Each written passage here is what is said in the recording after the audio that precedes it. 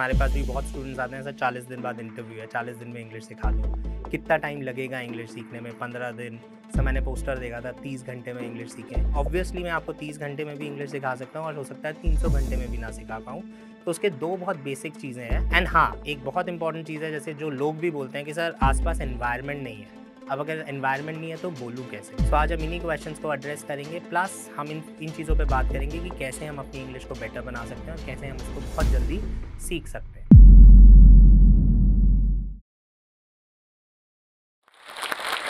Hi guys, सो जैसे आप जानते हैं आई एम मयंक।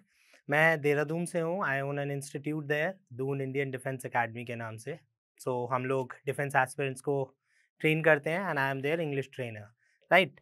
जैसे मेरा जो पिछला टॉक था, अब उसमें we had a lot of queries. आज भी आप लोग जब देखते हैं तो डाउट्स भेजते हैं, इसलिए I have come here again to address your doubts. मैं कोशिश करूँगा कि आपके जितने भी डाउट्स को सॉल्व कर पाऊँ उतना ज़्यादा अच्छा होगा। सो अब see, because I am into English training और मैं स्पोकन इंग्लिश भी पढ़ाता हूँ, ग्रामर भी पढ़ाता हूँ। सो प्रॉब्लम कहाँ पे आती है जब हम ग्रामर से ट्रांज़िशन करते हैं इंग्लिश स्पोकन की तरफ। अब बहुत सारे डाउट्स हैं, बहुत सारे टीचर्स बोलेंगे ग्रामर की ज़रूरत नहीं है, बहुत सारे टीचर्स बोलते हैं ग्रामर पढ़नी पड़ेगी अगर इंग्लिश बोलनी है। तो ऐसे बहुत सारे कन्फ्यूज़न आप लोगों के दिमाग में आते होंगे, बहुत सारे डाउट्स रहते होंगे। सो अगेन मैं फिर रिपीट करूँगा, आप लोगों को सबसे पहले पता होना चाहिए कि आपको इंग्लिश आती कितनी है, ठीक है? इसका एक बहुत ईज़ी और अच्छा एग्ज़ाम्पल है कि हम लोग हिंदी बोलते हैं एंड हम लोग की जो ग्रामर है, मुझे लगता है मेरी ग्रामर हिंदी में अच्छी नहीं है, राइट? बट मैं कितना भी बोलूँ, आपको सब कुछ समझ में आ रहा होगा, यू फ़ील यार इंग्लिश तो हिंदी तो ठीक-ठाक बोल रहा है ना? अब अगर सेम चीज़ आप किसी ब्रिटिश आदमी या अमेरिकन को देखेंगे, जैसे मैं देहरादून से आता हूँ, तो वहाँ पे योगा बहुत फ़ेमस है। So a lot of Britishers come there and learn Hindi, right. अब उनको पहले 6 महीने तो यही नहीं समझ में आता कि कुर्सी को लड़का बनाना है कि लड़की बनानी है, राइट। जब वो हिंदी बोलते हैं तो हमें थोड़ी सी हंसी आती है, right. So there are certain basic grammar points जिस पे आपको काम करना पड़ता है, right. And then there are certain things जो ग्रेजुअली आप सीख जाते हैं। तो जैसे मैंने उनकी बात करी कि उन्हें हिंदी की बेसिक ग्रामर सीखनी पड़ेगी, कि हमारे यहाँ 2 सेक्सेस होते हैं, बॉय एंड गर्ल। इसीलिए हमारे यहाँ कुर्सी इज़ से फेमिनिन जेंडर और दरवाज़ा इज़ मैस्कुलिन जेंडर। तो ये कुछ चेंजेस होते हैं। अब मैं जब पढ़ा रहा हूँ इंग्लिश तो मैं बोलता हूँ बच्चों, डॉग को ही और शी नहीं बोलना। So a lot of people ask me, sir समझ में तो आ रहा है लड़का है तो ही क्यों नहीं बोलना डॉग को?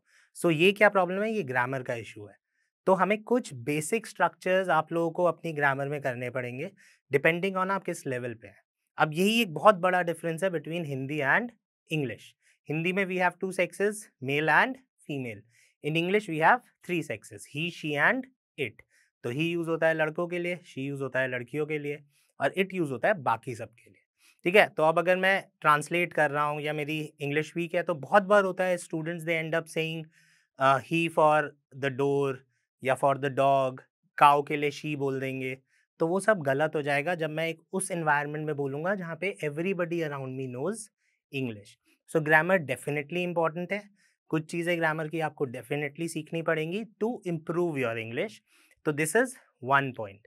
दूसरा जो बहुत बड़ा प्रॉब्लम आता है वो आता है ट्रांसलेशन का।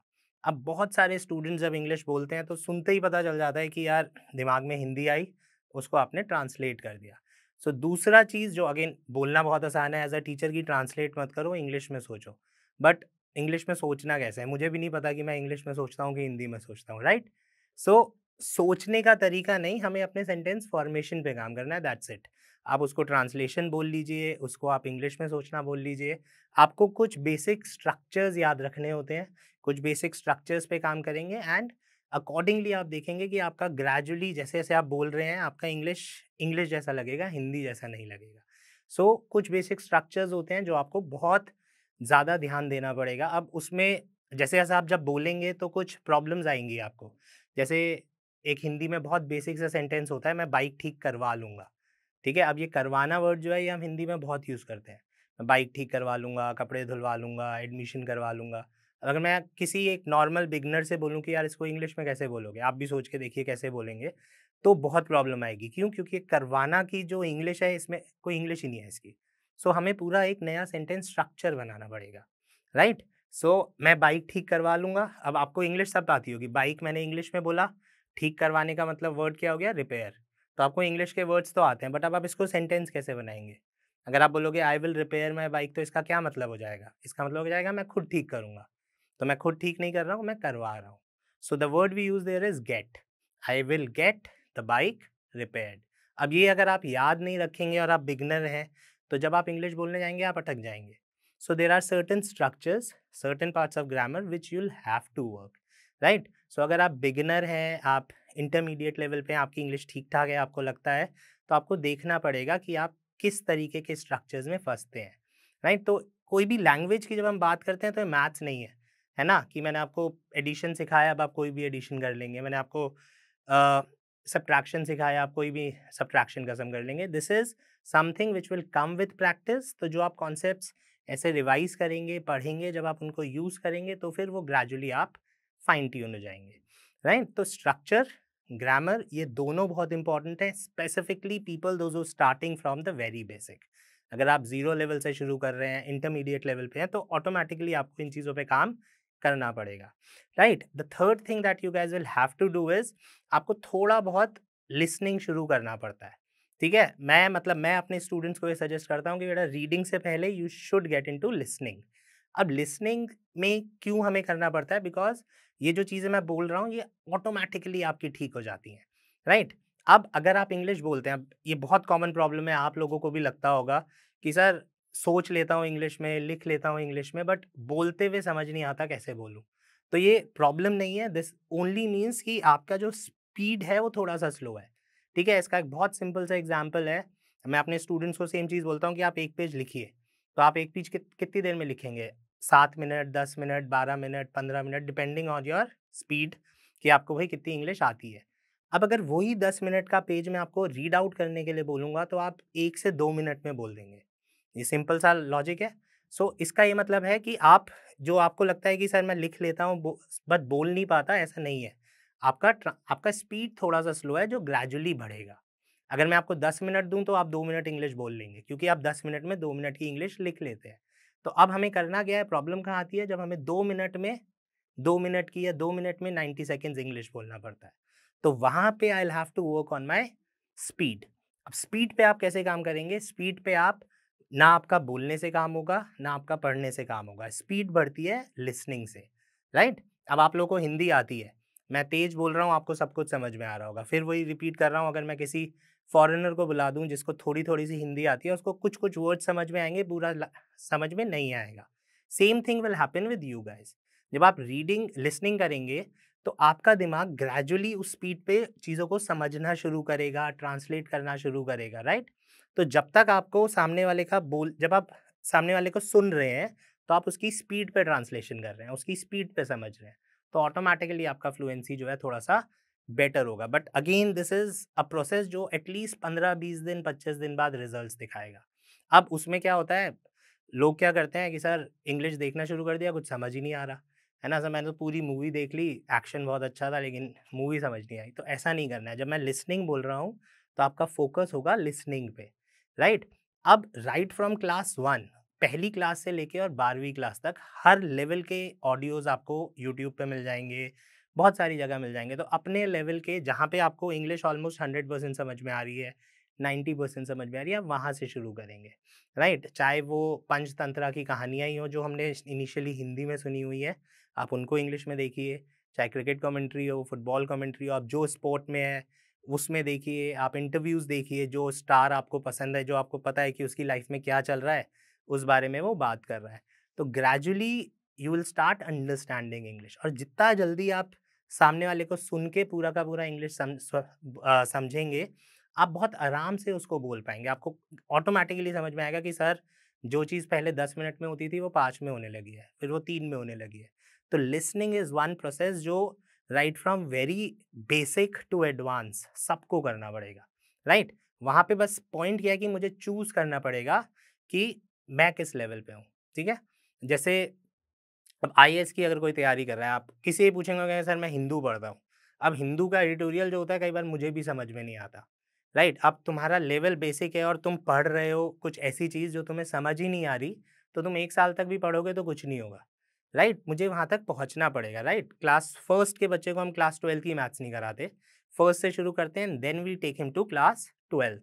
सो आपको अपना लेवल पिक करना है। मैं फिर बहुत स्पेसिफिकली ये बात कर रहा हूँ कि आपका दोस्त क्या पढ़ता है, आपका दोस्त क्या देखता है, उससे फ़र्क नहीं पड़ता है, राइट? आप डिसाइड करो आपको क्या चीज़ पूरी समझ में आ रही है, कौन-सी स्टोरीज़ समझ में आ रही हैं, कौन-सा लिसनिंग का पोर्शन समझ में आ रहा है, वो देखो। आपको अपने 4 साल, 5 साल के पड़ोसी वाली कार्टून्स इंग्लिश में समझ में आती हैं, आप वो देखिए, but start from where you are comfortable, तभी वो इम्प्रूवमेंट आएगा। एंड लैंग्वेज और सब्जेक्ट में यही डिफरेंस है। जब मैं ग्रामर पढ़ाता हूँ, तो मैं 2 महीने, 3 महीने में सब रटवा सकता हूँ आपको। आपको शायद मेरे से अच्छी ग्रामर आ जाएगी, बट बोलते वक़्त प्रॉब्लम होगी। तो ऑब्वियसली ग्रामर इम्पोर्टेंट है, बट उसको जब तक हम प्रैक्टिस में नहीं लाएँगे, this is one issue with language कि ये थोड़ा बोल-बोल के ही आती है, राइट? सो हमें सुनना है, दैट इज़ पॉइंट 3। तो अभी हमने क्या-क्या बात करी? ग्रामर डेफिनिटली इम्पोर्टेंट है, डिपेंडिंग ऑन योर लेवल, जो ऐसी चीज़ें जो बोलने में खराब लगती हैं। दूसरा, हम लोग को अपने लिसनिंग स्किल्स पे काम करना है एंड हमें अपने बेसिक सेंटेंस स्ट्रक्चर पे काम करना है। जब आप इन 3 चीज़ों पे रेगुलरली काम करते हैं, तब आपको इम्प्रूवमेंट दिखता है। इसके बाद जब से फॉर एग्ज़ाम्पल अब मैं एडवांस लेवल पे हूँ, मैं इंग्लिश ठीक-ठाक बोल लेता हूँ, सब कुछ कर लेता हूँ। नाउ व्हाट सर, मज़ा नहीं आता, इमोशंस नहीं आते। सो द लास्ट पार्ट जब हम of English that we need to talk about is having emotions in our English. अब आपकी इंग्लिश में इमोशंस कैसे आएँगे? इमोशंस के लिए I will have to work on basic vocabulary, different kind of vocabulary, difficult vocabulary. अब Shashi Tharoor is one example, जो मतलब अगर हम उन्हें सुनेंगे तो आधी बातें समझ में नहीं आएँगी, राइट? बट ऐसा नहीं है कि he would have been like that from day one, वो डे वन से ऐसे नहीं होंगे। अब जब मुझे बहुत अच्छी इंग्लिश आ गई है, अब नेक्स्ट स्टेप क्या है? मैं अपनी वोकैब्युलरी एनहांस करता हूँ। तो अब मैं कुछ ऐसे वर्ड्स याद करता हूँ जो सुनने में इंप्रेसिव लगते हैं, राइट? तो जब मैं वर्किंग प्रोफेशनल्स की बात करता हूँ, so what you guys have to do is आप अपने एनवायरनमेंट में देखिए आपको what kind of English you guys have to speak. उससे रिलेटेड आप एडजेक्टिव्स, एडजेक्टिव्स आई होप सबको पता है। एडजेक्टिव्स क्या होता है? जब मैं किसी की क्वालिटी की बात करता हूँ, अच्छाई या बुराई। अब अगर मैं दिन भर में बात कर रहा हूँ एंड 24 आवर इंग्लिश में बात कर रहा हूँ, तो ऐसा बहुत होता है कि मैं या तो किसी की तारीफ़ कर रहा होता हूँ या किसी की बुराई कर रहा होता हूँ। तो जब आप डिफ़िकल्ट एडजेक्टिव्स याद करते हैं अपने वर्क एनवायरनमेंट के हिसाब से and then you speak English in your environment, आप ऑटोमैटिकली बहुत इंप्रेसिव हो जाते हैं। यार ये क्या वर्ड बोल दिया? और आपने कुछ नहीं करना है, आपने 10-10, 15-15 वर्ड्स याद करने हैं as per your work environment. अगर आप होटल इंडस्ट्री से हैं, तो आप खाने की तारीफ़ करने के वर्ड्स देख लीजिए, खाने की बुराई करने के वर्ड्स देख लीजिए, आप किचन में हैं तो। आपने उसको एक बहुत अच्छा-सा वर्ड बोला, वो देखेगा अच्छा यार तारीफ़ कर रहा था खाने की। So that is very easy, but that is when we talk about हमारा बेसिक स्ट्रक्चर ठीक है। सो वो हम वोकैब पे काम करते हैं। एंड द लास्ट पार्ट जो इंग्लिश स्पोकन में बहुत इंपॉर्टेंट होता है, अगेन जो हम शुरू करते हैं जब हमारा बाकी सब कुछ ठीक हो गया होता है, मैं इंग्लिश बोल पा रहा होता हूँ, is having emotions in my English. अब जैसे हिंदी बोलते हैं, सर मज़ा आता है दोस्त के साथ बोलते हुए, इंग्लिश में मज़ा नहीं आता। तो मज़ा क्यों नहीं आएगा? क्योंकि I do not have those words, I do not know how to show my emotions in that language. So emotion show करने के लिए वो बहुत ही एक बेसिक, उसको हम पर्सनैलिटी डेवलपमेंट भी बोल देते हैं एट टाइम्स, वो वाला कोर्स होता है। मतलब उसमें हम लोग क्या करते हैं, हम बात करने का तरीका, जो हमारा बेसिक स्ट्रक्चर है, उसको हम कैसे चेंज करेंगे, उन सब चीज़ों पे काम करते हैं। ये बहुत छोटा-सा एग्ज़ाम्पल है, can I come in sir? Right? अब आपको टीचर्स भी बोलते होंगे जब हम बोलते थे ऐसे कि कैन मत बोलो, मे बोलो, राइट? तब से हम क्या बोलने लगे? मे आई कम इन सर, बट कैन क्यों नहीं बोलेंगे? सो क्या होता है, can I come in sir और मे आई कम इन सर में क्या डिफरेंस है? Can is a little informal, ठीक है? And may is a little formal. तो अब अगर मैं दिन भर इंग्लिश बोल रहा हूँ, तो मुझे अगर दोस्त की बाइक चाहिए तो मैं मे नहीं बोलूँगा, मैं कैन बोलूँगा। अरे यार बाइक देना, है ना? Can I borrow your bike?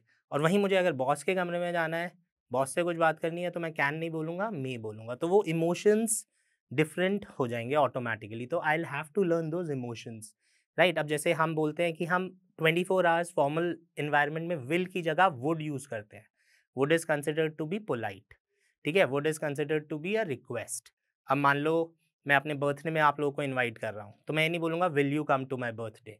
ये क्या हो गया? ये सवाल हो गया, ठीक है? और अगर मैं बोलूँगा वुड यू कम?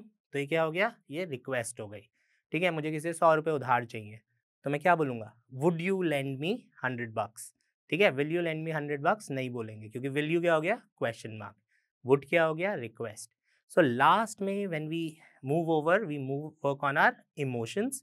इमोशंस वाला जो स्ट्रक्चर है, that comes under personality development, right? Language is something very different and personality development. अब जब मैं इंग्लिश बोल रहा हूँ, हिंदी बोल रहा हूँ, किसी भी भाषा में मेरी पर्सनैलिटी निकल के आती है, मैं कैसी लैंग्वेज यूज़ कर रहा हूँ। कुछ लोग होते हैं जो से क्रूड लैंग्वेज या गाली यूज़ करते हैं, तो हम उनसे दूरी बना के रख लेते हैं फॉर एग्ज़ाम्पल एट ऑफ़िस कि यार ये बदतमीज़ है, ये अच्छा है, तो कैसे होता है वो? तो पर्सनैलिटी का एक बहुत इंपॉर्टेंट पार्ट होता है लैंग्वेज। अब अगर मैं ऐसे वर्क एनवायरनमेंट में हूँ where I have to speak English throughout, so I will have to work on my language, क्योंकि कुछ चीज़ें होती हैं जो थोड़ा-सा रूड लग सकती हैं। जैसे लेट मी डू इट, ठीक है? अब लेट मी डू इट क्या शो करेगा? Let me do it show करता है या तो गुस्सा, ठीक है? जैसे आप पढ़ाई कर रहे हैं और आपका भाई आपको परेशान करने लगा, या पढ़ने दे। अब टेक्निकली तो रिक्वेस्ट है ना, लेकिन इसमें थोड़ा-सा क्या आ गया? एंगर आ गया। तो लेट मी बोलते ही वो हो जाएगा गुस्सा, ठीक है? वो हो जाएगा फ़ोर्सफुल रिक्वेस्ट, लाओ मैं करता हूँ। तो वो इमोशंस जैसे ही चेंज हो जाते हैं, आपका ओवरऑल स्ट्रक्चर पूरा हो जाता है and then you start sounding good in English. So we start from basic reading and basic speaking, ठीक है? एंड ग्रामर डेफ़िनेटली बहुत इम्पोर्टेंट है इनिशियल फ़ेज़ में, जब तक मेरा सेंटेंस स्ट्रक्चर ठीक नहीं है। एंड फाइन ट्यून करने के लिए जब हम आप ठीक-ठाक अच्छी इंग्लिश बोलते हैं, then just get yourself checked. बहुत सारी ऐप्स हैं, बहुत सारे ट्रेनर्स हैं। आपके कुछ बेसिक अगर एरर्स हैं, इट कुड बी एनीथिंग। हो सकता है आपकी इंग्लिश बहुत अच्छी है, बट मैं आपको बोलूँ कि यार टेंसेस गड़बड़ है तेरे, बाकी सब ठीक है। ठीक है? या आपका स्ट्रक्चर में से एक्टिव पैसिव एक चैप्टर होता है, जो बहुत इंपॉर्टेंट चैप्टर है फॉर इंग्लिश स्पीकिंग, ठीक है? वो गड़बड़ है और वो बहुत सारे लोगों का गड़बड़ होता है। क्यों गड़बड़ होता है? बिकॉज़ हिंदी ग्रामर में we do not need passive speech. हमारे स्कूल्स में होता था, बट हिंदी बोलते हुए पैसिव की ज़रूरत नहीं पड़ती। हिंदी में काम अपने आप हो जाते हैं। जैसे मैं कभी भी घर जाऊँगा तो मैं ये नहीं पूछता मम्मी खाना बना दिया क्या? मैं क्या बोलता हूँ खाना बन गया। तो खाना खुद से तो बनेगा नहीं। तो इंग्लिश में अगर मैं बोल दूँगा फूड कुक्ड, तो इसका क्या मतलब हो जाएगा? खाने ने किसी को कुक किया। और ये गलत लगेगा, ये बिल्कुल गलत लगेगा। हिंदी में काम चल जाएगा, इंग्लिश में नहीं चलेगा। तो ऐसे कुछ चैप्टर्स होते हैं, कुछ पॉइंटर्स होते हैं, जब आप अगर एडवांस लेवल पे हैं, तो आई विल सजेस्ट यू कि गेट योरसेल्फ चेक्ड अगर आपको ऐसा लगता है कि यार कुछ तो गड़बड़ है इंग्लिश में and there could be certain errors of grammar which would sound very bad. तो उनको ठीक करना आपके लिए इम्पोर्टेंट हो जाएगा। सो गाइज़, जब ये 4 स्टेप्स अगर हम फॉलो करते हैं, तो we kind of get better in English. But अब प्रॉब्लम क्या पे कहाँ आ जाती है, हमारे पास भी बहुत स्टूडेंट्स आते हैं सर 40 दिन बाद इंटरव्यू है, 40 दिन में इंग्लिश सिखा दो। कितना टाइम लगेगा इंग्लिश सीखने में? 15 दिन। सर मैंने पोस्टर देखा था 30 घंटे में इंग्लिश सीखें। सो एक बहुत बड़ा मिसकंसेप्शन तो मैं नहीं बोलूँगा, ऑब्वियसली मैं आपको 30 घंटे में भी इंग्लिश सिखा सकता हूँ और हो सकता है 300 घंटे में भी ना सिखा पाऊँ। तो उसके 2 बहुत बेसिक चीज़ें हैं। एक तो you will have to assess yourself कि आप किस लेवल पे हैं। मान लो मैं आपको क्लास 3 की बुक दे रहा हूँ और आपको बिल्कुल कुछ नहीं समझ में आ रहा है पढ़ने में, तो यू विल डेफिनिटली टेक थोड़ा-सा ज़्यादा टाइम, ठीक है? अब वो कितना ज़्यादा टाइम है, वो डिपेंड करेगा आपकी मेहनत पे। एंड अगर आपका स्ट्रक्चर ठीक है, आप बोल पा रहे हैं, बट हाँ, आप फंबल कर जाते हैं, नर्वस हो जाते हैं, थोड़ा बहुत फाइन ट्यूनिंग करनी है, तो आपको सीखने में बहुत कम टाइम लगेगा। तो अगर मैं आपसे ये बोलूँ कि एक कोई सेट टाइम में मैं आपको इंग्लिश सिखा दूँगा या आप 100% इंग्लिश सीख जाएँगे, तो that is not possible, point 1, right? And हाँ, एक बहुत इंपॉर्टेंट चीज़ है, जैसे जो लोग भी बोलते हैं कि सर आस-पास एनवायरनमेंट नहीं है। अब अगर एनवायरनमेंट नहीं है तो बोलूँ कैसे? देखिए, एनवायरनमेंट डेफ़िनेटली बहुत हेल्प करता है। एनवायरनमेंट से क्या होता है कि आप जो चीज़ 2 महीने में सीख रहे हैं, अगर आप ऐसी जगह, अगर मैं आपको यूएसए भेज दूँ या मैं आपको 1 महीने के लिए लंदन भेज दूँ, तो आप उतनी इंग्लिश सीख के आएँगे जितनी शायद आप यहाँ 6 महीने में सीखेंगे, राइट? तो एनवायरनमेंट का डेफ़िनेटली असर पड़ता है। अब अगर आपके पास एनवायरनमेंट नहीं है, तो आजकल हम एआई की बहुत बात करते हैं, आर्टिफ़िशियल इंटेलिजेंस की बात करते हैं। You can obviously create an artificial environment around you, but वो उसको फिर आपने सीरियसली फॉलो करना पड़ेगा। There are lot of apps जहाँ पे आप बात कर सकते हैं उनसे, आप जितना बोलेंगे वो आपको करेक्ट भी करके बता देंगे, ठीक है? तो अगर एनवायरनमेंट नहीं है तो create an environment around you, ठीक है? Reading is important, listening is very important. तो आप अगर रोज आधा घंटा आप ट्रैवल कर रहे हैं, you can listen to something in English, आपको अपने अंदर फ़र्क दिखेगा। Then there are lot of apps जहाँ पे आप बोल सकते हैं, वो आपका डिक्शन चेंज कराएँगे, प्रोनंसिएशन, ग्रामर सब ठीक करेंगे। प्लस अगर आप ठीक हैं तो they will talk to you as well. So आपको एनवायरनमेंट क्रिएट कर लेना है, because that will really help you and आप उसको कितना ज़्यादा यूज़ कर रहे हैं, वही फाइनली बताएगा कि आप कितनी जल्दी सीख सकते हैं इंग्लिश, राइट?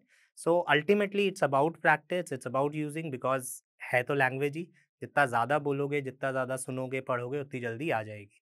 बट हाँ, depending on your level, right from 30-35 hours में आप ठीक-ठाक होने से लेके and it could go up to 2 and half 3 months, अगर आप रिलीजियसली अपना रूटीन फॉलो करते हैं and you are very very eager and passionate about learning English fast, तो आई थिंक 2 महीना, 2 ढाई महीना इज़ द टाइम वहाँ जहाँ पर एटलीस्ट आपको कोई भी समझ पाएगा।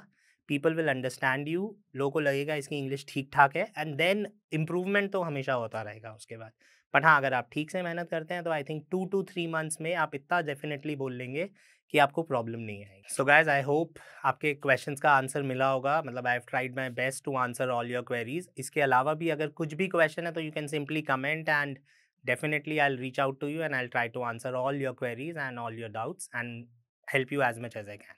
Thank you. क्या सारी स्किल्स होने के बाद भी सिर्फ आपकी पुअर कम्युनिकेशन स्किल्स की वजह से लोग आपको अनएजुकेटेड समझते हैं? अपनी इंग्लिश कम्युनिकेशन को इम्प्रूव करने के लिए आज ही ज्वाइन करें जोश टॉक्स का इंग्लिश स्पीकिंग कोर्स, जो देता है आपको एक सेफ माहौल जहां आप अपने टाइम के अकॉर्डिंग असली लोगों के साथ इंग्लिश स्पीकिंग की प्रैक्टिस कर सकते हो, जो आपको बनाता है एक confident speaker. Download Josh Talks English Speaking app today and change your personality.